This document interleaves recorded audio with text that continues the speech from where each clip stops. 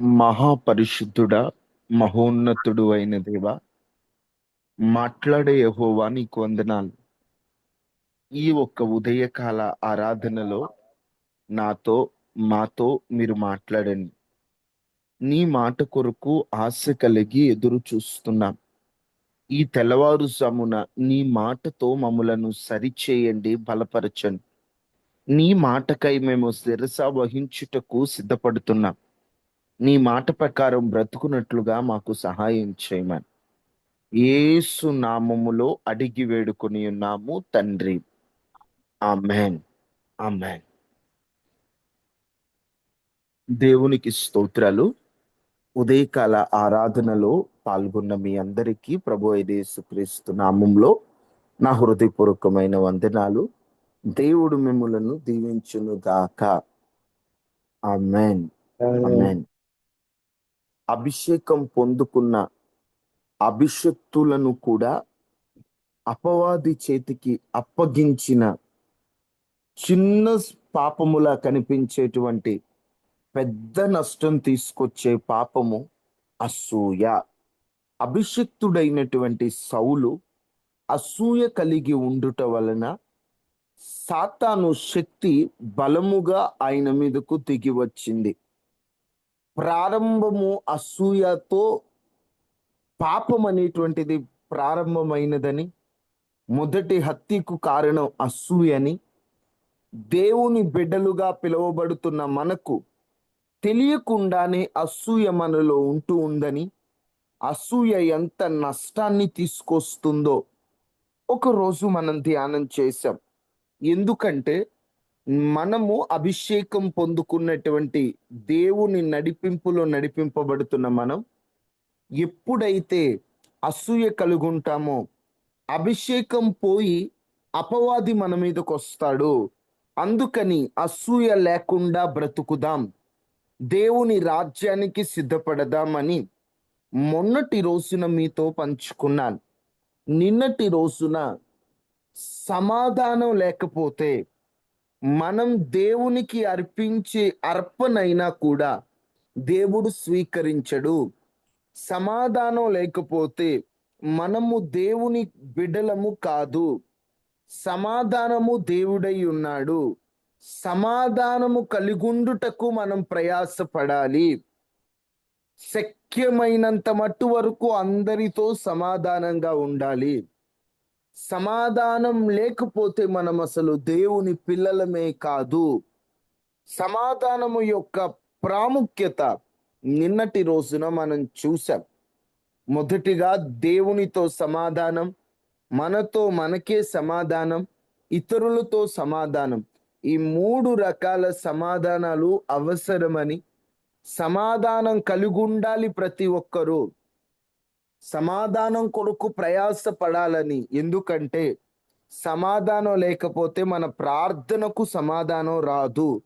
సమాధానం లేకపోతే దేవుడు మనతో లేనట్టే. ఎందుకంటే ఆయనే సమాధానమై ఉన్నాడన్నప్పుడు సమాధానం మనకు లేకపోతే ఆయన మనతో లేనట్టే. అందుకని శక్యమైనంత మట్టు వరకు అందరితో సమాధానంగానే ఉండండి. గొడవలకు దూరంగా ఉండండి. పగకు దూరంగా ఉండండి. కలహ ప్రియుల వలె ఉండొద్దు. సమాధానానికి అధిక ప్రాధాన్యత ఇవ్వండి.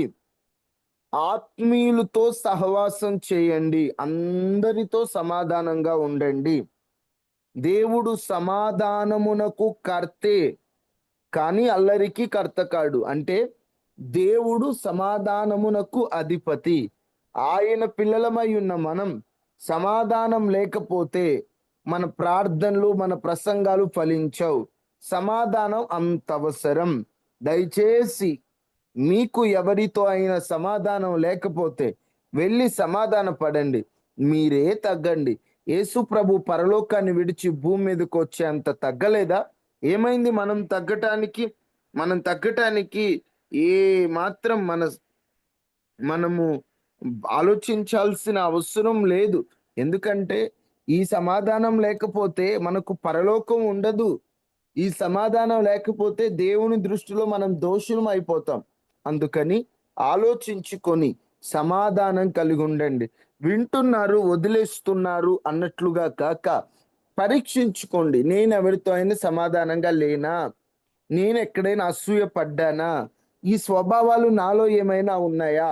ఎందుకంటే మీకు మళ్ళీ చెప్తున్నా, కొన్ని బహిర్గత చేసే పాపాలు ఉంటాయి. అంటే శరీరం బయట చేసే పాపాలు.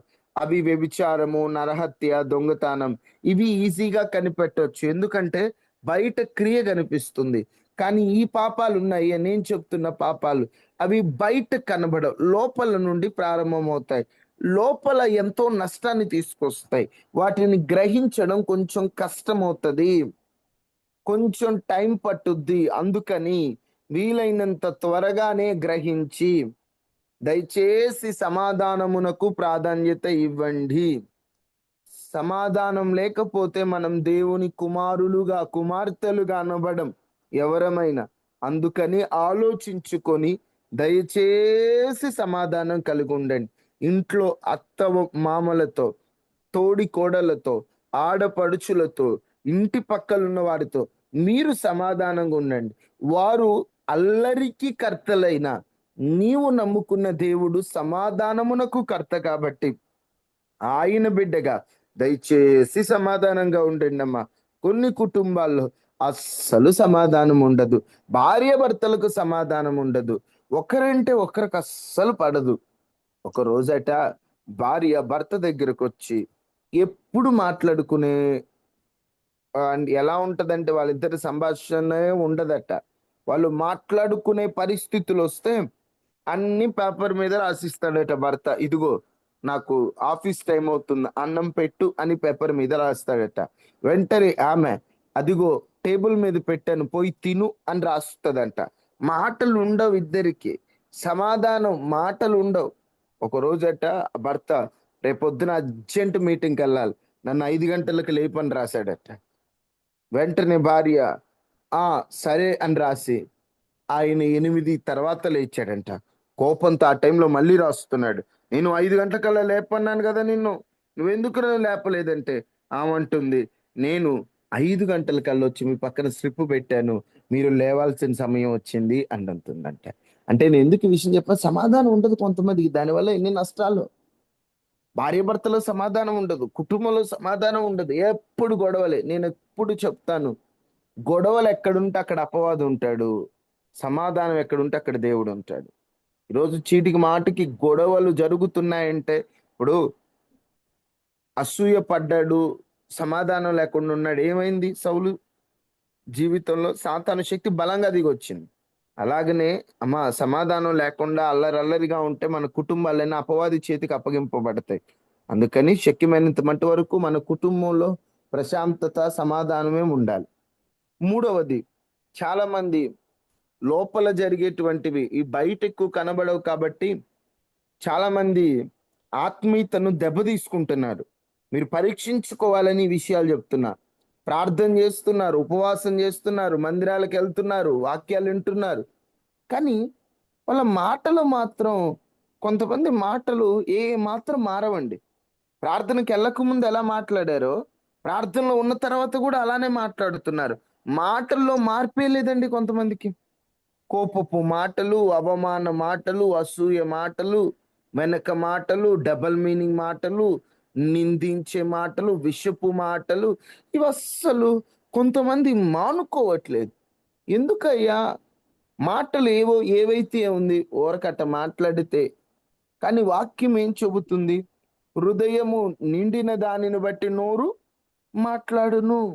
ఇప్పుడు నీ మాటలు బట్టి నీవు ఎలాంటోడువో అర్థమైపోతుంది అక్కడ. చూడండి మత్తయి సువార్త 12వ అధ్యాయం 34 వచ్చింది.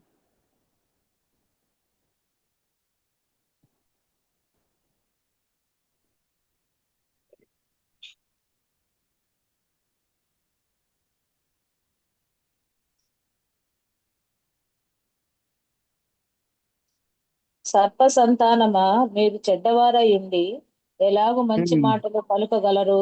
హృదయమందు ఎలాగ మంచి మాటలు పలకగలరు? హృదయమందు నిండి ఉండు దానిని బట్టి నోరు మాట్లాడును గదా.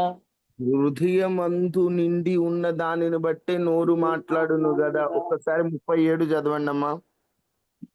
నీ నీ మాటలు మాటలను బట్టి బట్టి నీ మాటలను బట్టి నీతిమంతుడు వల్ల తీర్పు నొందుదువు.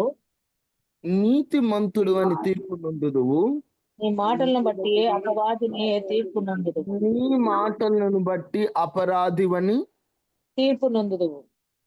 మనమందరం ఇప్పుడు దేవుని రాజ్యానికి వెళ్ళాలనుకో, మన మాటలు మంచిగా లేవంటే మన మాటలను బట్టి, ఇప్పుడు మంచిగా లేని వాని మాటలను బట్టి అతడు ఏమవుతాడు? అపరాధి. అతడు పాపి అవుతాడు. మాటలను బట్టి తీర్పు జరుగుతున్నది. ఈరోజు నోరుంది కదా, నాకు నచ్చింది మాట్లాడుతాను, నాకు ఇష్టమైంది మాట్లాడుతాను, నా మనసుకు వచ్చింది మాట్లాడుతానంటే కుదరదు. నీ మాటలను బట్టే తీర్పు తీర్చబడుతుంది. నీ మాటలు బట్టి నువ్వు అపరాధి అవుతున్నావు. ఈరోజు ఏం మాట్లాడుతున్నాం? ప్రార్థనకి వెళ్తున్నాం మనం. అన్యుల మాటలకు మన మాటలకు తేడానే ఉండట్లేదండి. ఏం మాట్లాడుతున్నామో ఒకసారి పరీక్షించుకుందాం మనం. ఎందుకు మాటలకు అంత ప్రాధాన్యత అంటే, దేవుడు ఈ సృష్టి మొత్తాన్ని మాటతోనే చేశాడు. వెలుగును కలుగును గాక అంటే వెలుగు కలిగింది. అంటే మాటకు అంత శక్తి ఉంది. మనిషిని దేవుని స్వరూపంలో సృష్టించారు కాబట్టే మన మాటలకి కూడా కొంత శక్తి ఉంటుంది. అందుకే జీవ మరణములు దేని వశంలో ఉన్నాయి అన్నాడు దేవుడు. తన భక్తుల ద్వారా రాయించాడు. దేని వశంలో ఉన్నాయి అన్నాడు? నాలుగు వశంలో ఉందన్నాడు. మన తండ్రి దేవుడు, ఆయన ఏం పలికితే అది జరిగింది. ఆయన బిడ్డలుగా ఆ వరాన్ని మనకిచ్చాడు. కానీ మనమేం పలుకుతున్నాం? వ్యర్థమైనవి పలుకుతున్నాం. మనిషి మాటలు నిర్మిస్తాయి, మనిషి మాటలు కూల్చేస్తాయి, మనిషి మాటలు ప్రోత్సహిస్తాయి, మనిషి మాటలు చంపేస్తాయి. మనిషి మాటలకి అంతుందన్నమాట. ఈరోజు ఎలా ఉన్నాయండి మాటలు? స్వపరీక్ష చేసుకుందామా అందరం? ఎలా మాట్లాడుతున్నావు మనం మాటలు? ఇప్పటి వరకు ఎలా మాట్లాడావో ఓకే, ఇప్పటి నుండి ఆలోచించు. ఇప్పటి నుండి యాకోబు గ్రంథం 3వ అధ్యాయంలో నాలుక గూర్చిన ప్రస్తావనలో నాలుకను అగ్ని అంటాడు. ఎందుకంటే చిన్న అగ్ని అడవి మొత్తాన్ని కాల్చేస్తుందట. చిన్న మాట కుటుంబాలు విడిపోయేటట్లుగా చేస్తుంది, స్నేహం విడిచిపోయేటట్లుగా చేస్తుంది. ఒక మాటతో ఆత్మీయుల మధ్య బంధాలన్నీ తెగిపోతాయి. మాటకి అంత ఉందండి పవర్. ఈరోజు ప్రభువుని నమ్ముకున్న మనం ఎలాంటి మాటలు మాట్లాడుతున్నాం? ఒకసారి ఆలోచించండి. ఎలాంటి మాటలు మాట్లాడుతున్నాం? మన మాటలు సరిగ్గా లేకపోతే ఆలోచించండి, మనం చేసే ప్రార్థనకు జవాబు రాదు. మన మాటలు సరిగ్గా లేకపోతే మన సాక్ష్యం పాడైపోతుంది. మన మాటలు సరిగ్గా లేకపోతే చాలా నష్టాలు మనం కొని తెచ్చుకుంటాం. అందుకనే దయచేసి మన మాటలు మార్చుకుందాం. ఈరోజు ఎటువంటి మాటలు మాట్లాడుతున్నాం మనం? కొన్ని సాధారణం అయిపోయాయి మనకి. సాధారణం, ఏముందిలే, కానీ వాటి ద్వారా ఎంత నష్టాలు ఉన్నాయి చూడండి అమ్మా. మనం ఎలాంటి మాటలు మాట్లాడుతున్నాం, మాట్లాడకూడదు వాస్తవంగా, కానీ మనం ఇలాగనే మాట్లాడుతున్నాం. ఏమా మాటలంటే సామెతలు గ్రంథం 12వ అధ్యాయం 22వ వచనం.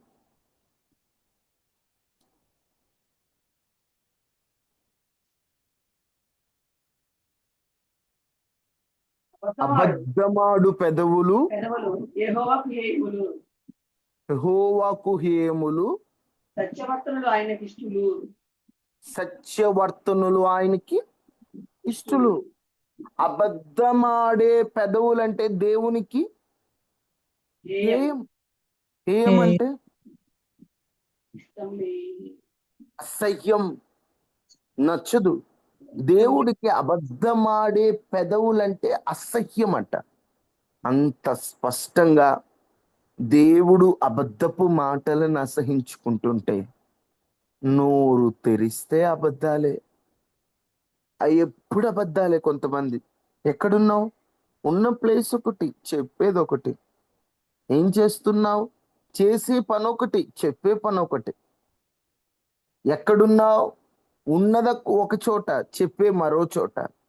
ఈ రోజున అబద్ధం అనేది కామన్ అయిపోయింది మనుషులకి. అంటే ఏముందిలే అబద్ధం, పెద్దది ఏముందిలే, చిన్న అబద్ధాలే కదా అనుకుంటున్నాం. కానీ ఇక్కడ స్పష్టంగా అబద్ధములాడు పెదవులు యెహోవాకు హేయములు అని ఉంటే, మనం అబద్ధాలు ఆడుతున్నామంటే మనం దేవునికి ఎట్లా నచ్చుతామండి? ఆలోచించండి. ఇవన్నీ మనకి ఈ మాటలు గుర్తుండిపోవాలి. మన నోటు నుండి అబద్ధం వస్తుంటే ఆ నోటు నుండి చేసే ప్రార్థన దేవుడు వింటాడా? ఇప్పుడు అబద్ధములాడు, మీరు స్పష్టంగా ఆలోచించండి, అబద్ధమాడు పెదవులు యెహోవాకు హేయం. హేయం. ఇప్పుడు అబద్ధమాడే ఆ పెదవులు దేవుడికి నచ్చినప్పుడు అదే పెదవుల నుండి వస్తున్న ప్రార్థన దేవుడు వింటాడా? వినడు. వినకపోవచ్చు. అంటే ఒకే నోట నుండి అబద్ధపు మాటలు, ప్రార్థన మాటలు ఉంటే, ఆ అబద్ధపు మాటలు ఏ నోట నుండి పలకబడుతున్నాయో ఆ నోట నుండి చేసే ప్రార్థనలు దేవుడు వినడు. అమ్మో, ఎన్ని అబద్ధాలు ఆడుతున్నామండి. నిజమట, చెప్పులు తొడుక్కునే లోపే అబద్ధం ఊరంతా తిరిగి వచ్చినట్టు ఎన్ని అబద్ధాలు ఆడుతున్నాము, ఎన్ని అబద్ధపు మాటలు మాట్లాడుతున్నాము. మనుషుల కళ్ళు కప్పొచ్చు కానీ దేవుని కళ్ళు కప్పగలమా? అబద్ధం ఎంత శాపకరమైనదంటే, అబద్ధమునకు జనకుడు అపవాది. అపవాది. అబద్ధాలు మాట్లాడేవాళ్ళు అపవాదికి ఆ దగ్గర అవడానికి వాళ్ళే అబద్ధాలను బట్టి వాడిని సొంతం చేసుకున్నట్లు అవుతుంది. దయచేసి ఒకటేనమ్మా, అబద్ధపు మాటలు వద్దు తల్లి. ఒక మాట తిడితే తిట్టారు, ఉన్నదే మాట్లాడు, వాస్తవం మాట్లాడు. అబద్ధాలు మాత్రం ఎప్పటికీ మాట్లాడొద్దమ్మా. ఆలోచించండి.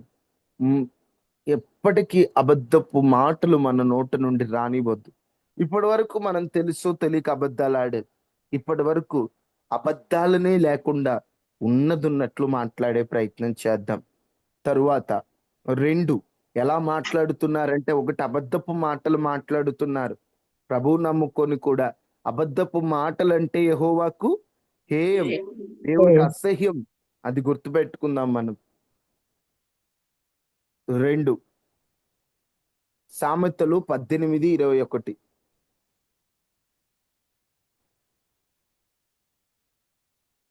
మనం ఇందాక అనుకున్నాము, అలక వశము జీవ మరణము నాలుక వశము.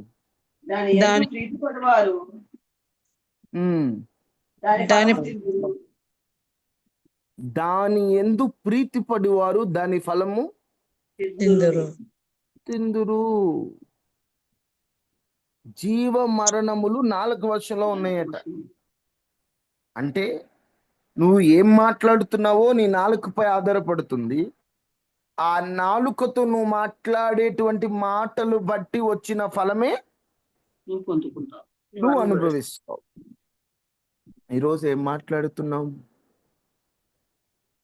కొంతమంది చేతులతో కాదు కానీ మాటలతో చంపేస్తారు. అంటే ఇష్టం వచ్చినట్లు మాట్లాడేస్తారు. అవమానించడం, తక్కువ చేసి మాట్లాడడం, ఎగతాళిగా ఇతరులని గాయాన్ని రేపేటువంటి మాటలు మాట్లాడుతున్నారు. అమ్మా, ఒక వ్యక్తిని కత్తితో పొడిస్తేనే కాదు, అంటే ఆ వ్యక్తి తప్పు చేయకుండా అన్యాయంగా ఆ వ్యక్తిని మాటల ద్వారా మనము కన్నీరు పెట్టించిన క్రొత్త నిబంధన ప్రకారం వాళ్ళను చంపినట్టే. అర్థమవుతుందా? ఒక అబ్బాయి ఉన్నాడు, అతను ఏం తప్పు చేయలే, గబగబ తిట్టేశాను అనుకో, ఇప్పుడు దేవుడి లెక్కలో నేను అబ్బాయిని చంపినట్టు. మాటలను బట్టే మాటలను బట్టి దేవుడి తీర్పు ఉంటది. ఈరోజు నోటికొచ్చినట్లు మాట్లాడుతున్నావు అనుకో, ఎంతమందిని తిడుతుంటామండి, ఎంతమంది హృదయాలను గాయపెడుతుంటామండి, ఎంత నష్టం ఉంటుందో తెలుసా? ఒక వ్యక్తి అన్యాయంగా, ఆ వ్యక్తి తప్పు లేకుండా ఆ వ్యక్తి కన్నీరు పెట్టాడంటే మాత్రం దేవుడికి నచ్చదు. అసలు దేవుడు ఒక్కొక్కసారి ఎలా ఉంటుందంటే, న్యాయవంతులకు శిక్ష పడితే దేవుడు ఒప్పుకోడు అమ్మా. ఒకటి మన తెలుగులో ఒక సామెత అంటారు, 10 మంది దోషులు తప్పించుకున్నా పర్లేదు కానీ నిర్దోషికి మాత్రం శిక్ష పడకూడదు. శిక్ష పడకూడదు. ఎందుకంటారు ఆ మాట? ఆయన దృష్టిలో న్యాయం. నా మాట అర్థమైందా? కోర్టులో అంటారు కదా, ఏమంటారు? 10 మంది దోషులు తప్పించుకున్నా పర్లేదు కానీ ఒక నిర్దోషికి శిక్ష పడకూడదు అంటారు. ఎందుకు? ఏ తప్పు ఆది చేయని చేయలేదు కాబట్టి ఏ తప్పు చేయనోడికి శిక్ష పడితే అది అన్యాయం. అన్యాయం జరగకూడదు. అందుకే తప్పు చేసినోడు తప్పించుకున్నా పర్లేదు కానీ అన్యాయంగా ఒక వ్యక్తిని ఇబ్బంది పెట్టకూడదు అనుకుంటాం. అదే దేవుడు ఉద్దేశం కూడా. అన్యాయంగా ఒక వ్యక్తిని నోటి మాటల చేత గాయపరిచామా ఇంకేం లేదు మనకి, మన చాప్టర్ అయిపోయినట్టే దేవుని దృష్టిలో. దేవుడు ఒప్పుకోడండి. ఈరోజు నోటికి ఏదో వస్తుంది, చెప్పుడు మాటలు విని మా ప్రభువుని నమ్ముకున్న మనకి వివేకం అక్కర్లేదే తల్లి?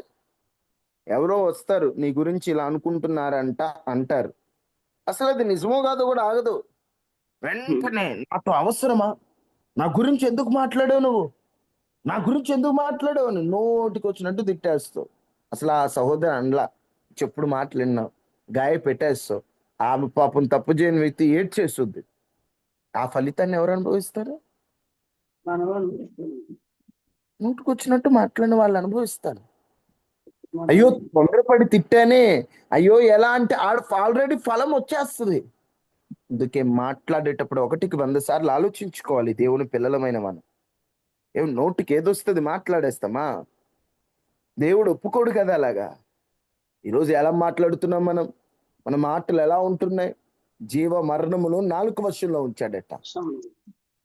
అందుకని గుర్తు పెట్టుకున్న మాట, దాని యందు ప్రీతిపడువారు, ఏం మాటల మీద తొందరపడి మాట్లాడేవారు దాని ఫలమే తింటారు. గుర్తుపెట్టుకోండి.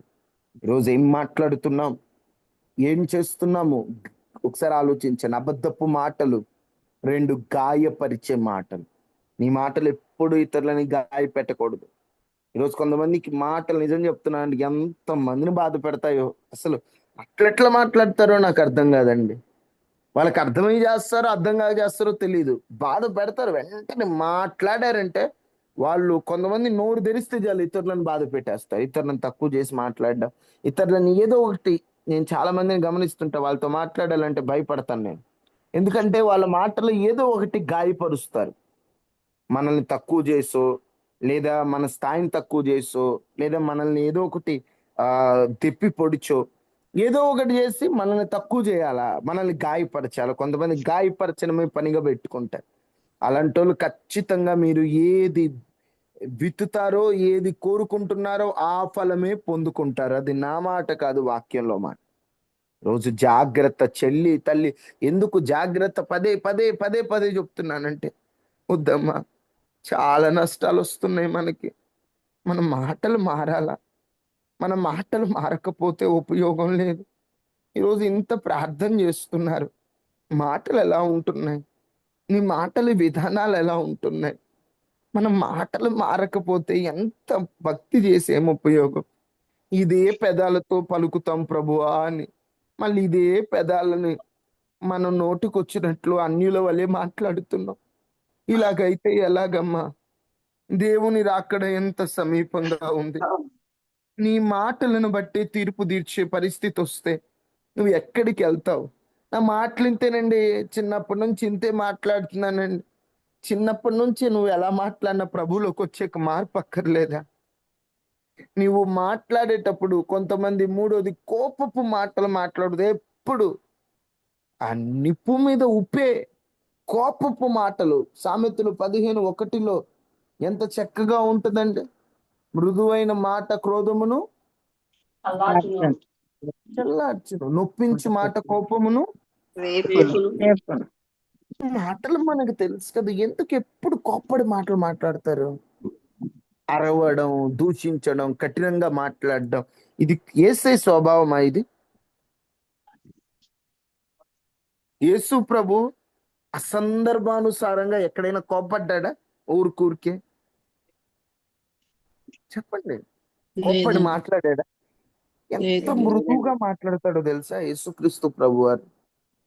ఆ మృదుత్వం మన మాటల్లో ఏది? నోరు తెరిచామంటే ఎదుటోడు గుండెల్లో అర కత్తులు పోయినట్టేనండి మనం మాట్లాడే మాటలు. జాగ్రత్త. రోజు మాటలేగా ఏముందిలే అనుకుంటున్నాం గాని ఆ మాటలు బట్టే తీర్పు ఉంటుందని గుర్తు పెట్టుకో. మృదువుగా మాట్లాడడం నేర్చుకో. కూలుగా మాట్లాడడం నేర్చుకో. తల్లి, తండ్రి, ఏమనుంది బైబిల్లో? ఎఫెసీ మీ పిల్లలకు కోపము, రేపకుడి పిల్లలకు కోపం రేపొద్దని ఎందుకన్నాడు? మనం పిల్లల కూడా కోపం రేపకపోవడం. ఈరోజు కొంతమంది తల్లిదండ్రుల మాటలు పిల్లలకి ఏం తెప్పిస్తున్నాయి? కోపం తెప్పిస్తుంది. తల్లిదండ్రులు మాట్లాడితే పిల్లల కోపం వస్తుంది. ఎందుకు? మాటలు అలా ఉన్నాయి. ఒక తల్లిగా ఏం మాట్లాడాలి పిల్లల్ని? చేసిన తప్పుని ఖండించు. నువ్వు మాట్లాడావంటే పిల్లోడికి చేసిన పాపానికి వాడికి పశ్చాత్తాపం రావాలి. కానీ ఈరోజు తల్లిదండ్రులు అలా ఉండట్లేదండి. ఏది పడితే అది మాట్లాడేయటం. పిల్లలు, తల్లులు అసలు లోకస్తులు వలె, ఒక శత్రువుల వలె కొట్టుకొని తిట్టుకుంటా ఉంటారు ఎప్పుడు. ఇది ఎంత శాపం అండి. ఈరోజు పిల్లలతో ఏం మాట్లాడుతున్నారు? మృదువుగా ఎప్పుడైనా పిల్లలకు చెప్పారు? ఎప్పుడు పిల్లల మీద సీరియస్ అయిపోతా, ఏదో టెన్షన్స్ ఉన్నాయి, ఏవో అప్పుల బాధలు ఉన్నాయి, ఏవో ఇబ్బందులు ఉన్నాయి, పిల్లల మీద ఎప్పుడు సీరియస్ అయిపోతా ఉంటే పిల్లలు ఎప్పుడు ఇంకా ఆశీర్వదింపబడతారు? తల్లులారా, పిల్లల్ని ప్రేమించడం నేర్చుకోండి. పిల్లలతో మృదువుగా మాట్లాడండి. ఊరికి కోప్పడి మాట్లాడొద్దు. పిల్లలతో ప్రేమగా ఉండండి, సరదాగా ఉండండి. దయచేసి పిల్లల్ని పెంచడంలో దృష్టి పెట్టండి. వాళ్ళని శపించొద్దు. దయచేసి పిల్లల్ని శపించొద్దు. తప్పును ఖండించు. మీరు శపించారంటే జీవమరణ నాలుకోశంలో ఉన్నాయి. ఆ ఫలాన్ని మనం అనుభవిస్తాం ఎవరమైనా. పిల్లల నోటికి ఏ మాట వస్తే ఆ మాట అనొద్దు.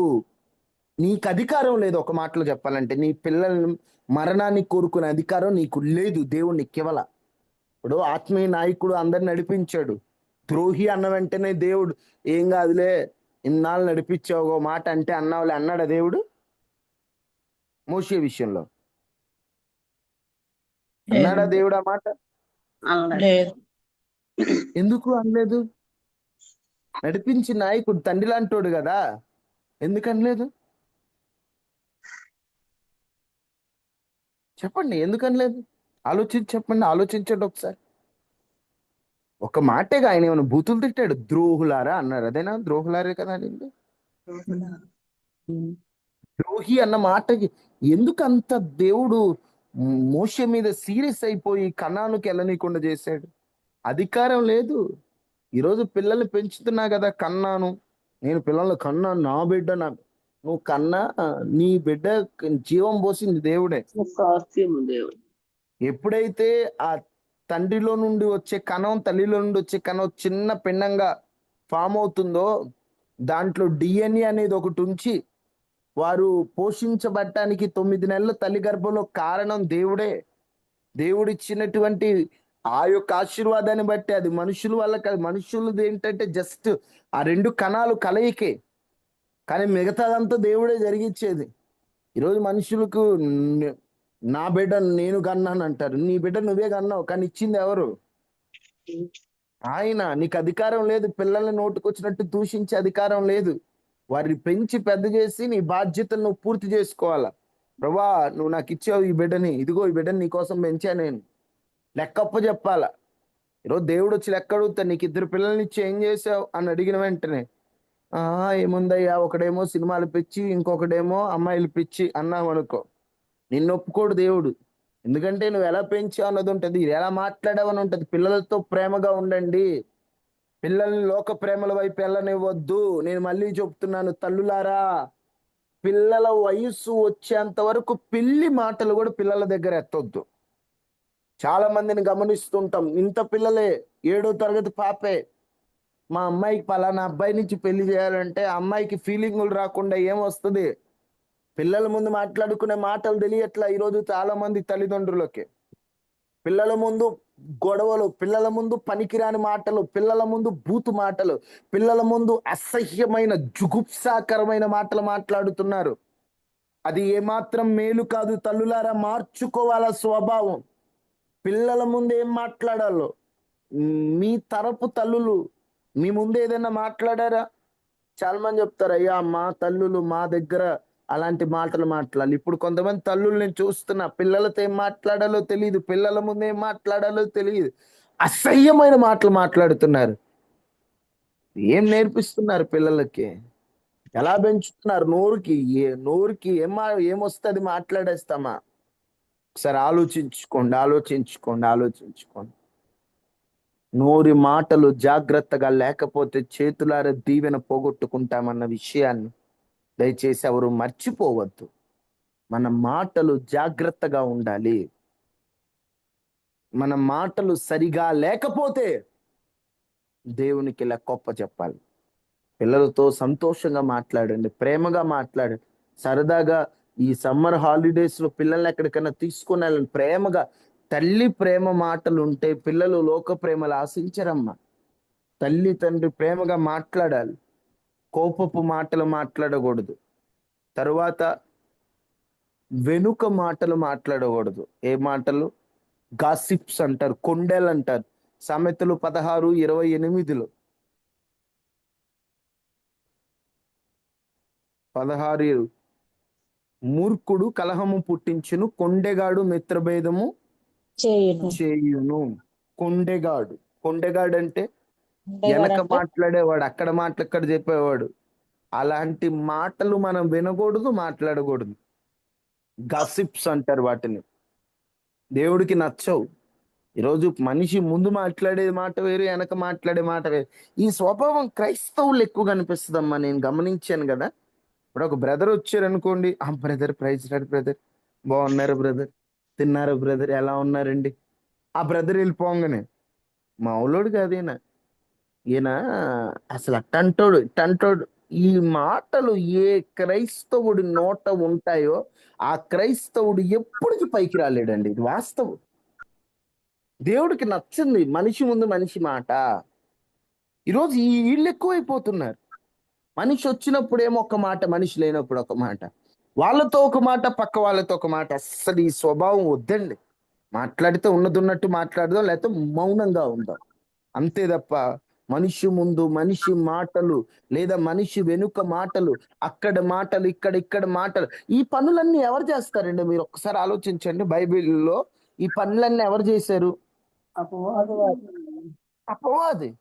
అక్కడ ఏం జరిగిందో వచ్చి ఇక్కడ దేవునికి, ఇదిగో యోబుని చూసావా, వాడి బుద్ధి అది, వాడి బుద్ధి మనకెందుకు? మన మాట మాట్లాడామంటే ఇంకదే ఫైనల్. లోపల ఒక మాట, లోపల ఒకటి పెట్టుకొని బయటకు ఒకటి, అది అస్సలు స్వభావం. మాట్లాడామంటే ఎస్, అది ఆ మాట మాట్లాడేయాలి. ఇక అది నిర్ణయం అయిపోవాలి. మనిషి ముందు మనిషి మాటలు వద్దు, మనిషి లేనప్పుడు అతన్ని తిట్టుకోవద్దు, అది మంచిది కాదు. పవిత్రమైన మాటలు మాట్లాడుతూ ఉండాలి. దేవుని మాటలు పవిత్రమైన మాటలు. అవి మట్టి మోసులో 7 సార్లు వేస్తే వెండి అంత పవిత్రములంట. ఒక్కసారి వెండిని శుభ్రం చేస్తేనే అది మెరుస్తుంది. అలాంటిది 7 సార్లు వెండిని శుభ్రం చేస్తే అంత మంచి మాటలు దేవుడి. ఈరోజు మనం ఏం మాట్లాడుతున్నాం? వెనక మాటలు, పక్క మాటలు వద్దు. అమ్మో, అది మనకి స్వభావం మార్చుకున్నాం. మనకి ఇప్పటి వరకు మనుషుల స్వభావంలో భాగం ఇది. మనిషి ఉన్నప్పుడేమో ప్రేమగా మాట్లాడితే పక్క వెళ్ళంగానే ఏదోటి అంటాం. వద్దు, ఇక అనొద్దు, ఉన్నట్టు మాట్లాడాను. 5 ద్వేషంతో మాటలు. టైం లేదు, స్పీడ్గా చెప్తున్నాను. ద్వేషపు మాటలు మాట్లాడొద్దు. ఎప్పుడు ఇతరులని ద్వేషించు. కొంతమంది ఎప్పుడు వాళ్ళని చెడు వీళ్ళని చెడు అందరినీ ద్వేషించడు, ఎవరిని మంచిగా పలకరించరుగడు. ద్వేషపు మాటలు మాట్లాడకూడదు. బూతు మాటలు అసలే మాట్లాడకూడదు. బూతు మాటలు ఎన్నోసార్లు చెప్పాను, సాతాను పన్నాగం. గొడవ అవుతున్నప్పుడు మాట్లాడే సందర్భానికి బూతుకు సంబంధం లేదు. సందర్భం లేకుండా బూతును మధ్యలో చేర్చి గొడవని బూతులమయం చేసేది సాతాను ప్లాన్. అందుకని మన నోట బూతు మాటలు రానికూడదు. ఎఫెసీ 4:29 ప్రకారం డబల్ మీనింగ్ మాటలు, అపవిత్రమైన జోక్స్, ఇలాంటివి అస్సలు మాట్లాడకూడదు. ఈరోజు కొన్ని కామెడీ షోలు వల్ల డబల్ మీనింగ్ మాటలు ఎక్కువైపోతున్నాయి, అపవిత్ర మాటలు ఎక్కువైపోతున్నాయి. మనం మాట్లాడకూడదు. తర్వాత గర్వపు మాటలు మాట్లాడకూడదు. మన మాటలే నాకేంట్రా నేనేంట్రా అనకూడదు. నేనేమై ఉన్నానో అది దేవుని కృప వల్లనే, నాదేమీ లేదు, నా దేవుని కృపే అంటాడు భక్తుడు. అటువంటి మాటలు ఉండాలి. దేవుడు గర్విష్ఠులను ఎదిరించి దీనిలో కృప చూపిస్తానన్నాడు యాకోబు పత్రిక 4:6. అందుకని గర్వపు మాటలు అస్సలు మనం పలకూడదు. గర్వపు మాటలు మనం ఉపయోగించకూడదు. తరువాత 2 విధాల మాట్లాడకూడదు. అంటే ఈరోజేమో ఒక మాట, రేపు ఒక మాట మాట్లాడకూడదు. మన మాట అవునంటే అవును, కాదంటే కాదుగా ఉండాలి. అంతకు మించి వచ్చినది దుష్టుడి నుండి పుట్టినది, అపవాది నుండి వచ్చింది. అందుకని మనం 2 మాటలు కొంతమంది 2 మాటలు మాట్లాడతారు, అలా మాట్లాడకూడదు. తర్వాత నిరుత్సాహపరిచే మాటలు మాట్లాడకూడదు. నీ వల్ల కాదు, నువ్వు పనికిరావు, నిరుత్సాహపరిచే మాటలు కూడా మనం ఒక వ్యక్తిని మాట్లాడకూడదు. ప్రభువుని నమ్ముకున్న మన మాటలు విషం చిమ్మే మాటలు కాదు, కృప కలిగిన మాటలు ఉండాలి. గాయం చేసే మాటలు కాదు, స్వస్థపరిచే మాటలు ఉండాలి. ద్వేషం నింపే మాటలు కాదు, ప్రేమతో పలికే మాటలు ఉండాలి. అందుకే కొలస్సీ పత్రిక 4:6 ఉంటది, మీ మాటలు ఎల్లప్పుడూ కృపాసహితముగా ఉప్పు వేసినట్లే ఉండాలంట. మన మాటలు ఉప్పు వేసినట్టు ఉండాలి. ఉప్పు అంటదట అన్ని వేసుడు నన్ను వేసుడు అంటదట. అలానే మన మాటలు కూడా మంచి మాటల వలె ఉండాలి. దయచేసి మాటలు మార్చుకుందాం. గయ్యాలి మాటలు, పనికిరాని మాటలు, కొండెపు మాటలు, విషపు మాటలు, శాపభరితమైన మాటలు, 2 విధానాల మాటలు, నిరుత్సాహపరిచే మాటలు, గర్వపు మాటలు, బూతు మాటలు, ద్వేషపు మాటలు, వెనక మాటలు, కోపపు మాటలు, అబద్ధపు మాటలు, ఇవన్నీ మార్చుకుందాం. మన మాటలు సరైన మాటలాడే విధంగా దేవుడు మనందరినీ సిద్ధపరచును గాక. ఆమేన్. మాటలు గుర్చిన వర్తమానం మనం ఎప్పుడు వినేదే కదా అనుకోవద్దు. అమ్మా, మాటలను బట్టే తీర్పు ఉంటదట. జాగ్రత్త. అమ్ము, నిర్లక్ష్యం ఉంచుకోకూడదు. ఇలాంటి చిన్న విషయాల దగ్గరే మనం తప్పిపోతుంటాం. అందుకే ప్రభువా నా మాట తీరు మారాలయ్యా, నేను బాగానే మాట్లాడుతున్నానని నాకు అనిపిస్తుంది. ఒకవేళ నీ లెక్క ప్రకారం నా మాటలు సరిగ్గా లేకపోతే నన్ను క్షమించాయి అని ప్రార్థన చేసుకోండి.